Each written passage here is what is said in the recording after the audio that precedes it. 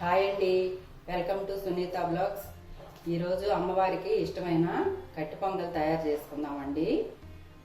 దానికి ముందుగా స్టవ్ వెలిగించుకొని ఒక కప్పు రైస్కి అరకప్పు పెసరపప్పు తీసుకుంటున్నాను. నేను వేయించుకున్నాము.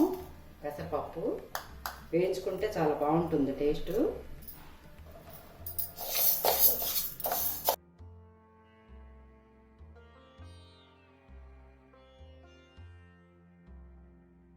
వేయించుకోవడం వల్ల టేస్ట్ చాలా బాగుంటుంది, స్మెల్ కూడా బాగుంటుంది.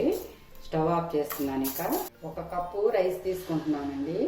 ఒక కప్పు రైస్కి అరకప్పు పెసరపప్పు తీసుకున్నాను.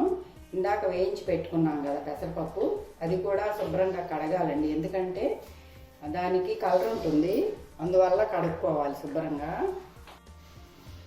పప్పు బియ్యము రెండు కడిగానండి. ఇప్పుడు వాటర్ వేసుకుందాము. 1కి 3.5 వేస్తున్నాను నేను.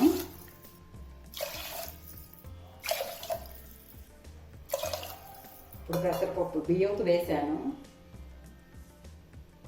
పెసరపప్పుకి 2 వేయాలి. ఇప్పుడు సరిపోతుంది, ఎందుకంటే గట్టిగా ఉన్నా ఉడికిన తర్వాత అప్పుడు కొంచెం వేడి నీళ్ళు పోసి కలుపుకోవచ్చు. ఇప్పుడు 4 మిరియాలు వేస్తున్నానండి. కొంచెం నెయ్యి వేస్తున్నాను. కొంచెం పసుపు వేస్తున్నాను. కొంచెం సాల్ట్ కూడా వేసుకున్నాను. నేను కళ్ళులుప్పు వాడతానండి, అదే వేస్తున్నాను. ఒకసారి కలిపేసి పెట్టేసేద్దాము మూత. మిరియాలు ఇప్పుడు వేయడం వలన స్మెల్ అంతా రైస్కి బాగా పడుతుంది. తర్వాత తాలింపులో ఇంకొంచెం వేసుకుందాం. మూత పెట్టి మీడియం ఫ్లేమ్లో 2 విజిల్స్ వచ్చేంత వరకు కుక్ చేసుకుందాం. తర్వాత ప్రెషర్ పోయేంత వరకు వెయిట్ చేసి ఓపెన్ చేద్దామండి. రెడీ అయిందండి, కరెక్ట్గా ఉడికిందండి రైసు. స్టవ్ ఆపేసాను, అన్నం రెడీ అయింది. ఈలోపు తాలింపు పెట్టుకుందాము.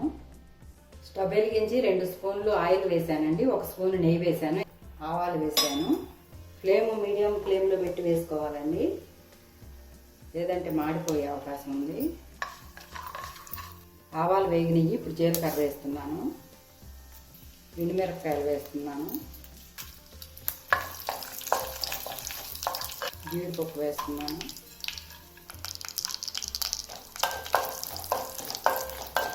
అల్లము పచ్చిమిరపకాయలు కూడా వేస్తున్నాను. నేను చీలికలుగా వేసానండి 2 మిరపకాయలు 3. ఇప్పుడు మిరియాలు వేస్తున్నాను. నేను మిరియాలు చితకొట్టుకోవడానికి తీసుకున్నానండి. మాకు అలాగే ఇష్టపడతారు. చితకొట్టుకుంటే కొంచెం స్మెల్ బాగుంటుంది, కానీ తినేటప్పుడు అట్లా తగులుతుందని ఎక్కువ అట్లా ఇష్టపడరు. అందుకని నేను ఇలా మిరియాల పని డైరెక్ట్గా వేసాను. కరివేపాకు కూడా వేస్తున్నాను.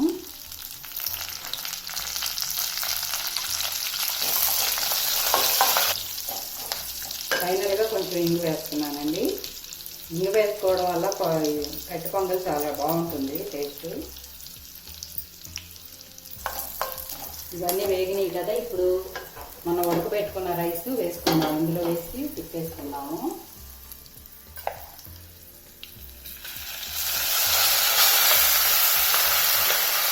కరెక్ట్గా సరిపోయినాయండి. 1కి 3.5 వాటర్.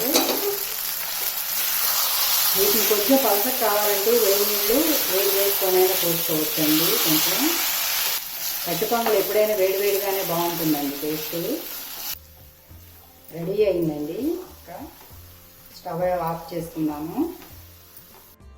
అమ్మవారికి ఇష్టమైన కట్టె పొంగలి రెడీ అయిందండి. బౌల్లోకి సర్వ్ చేశాను.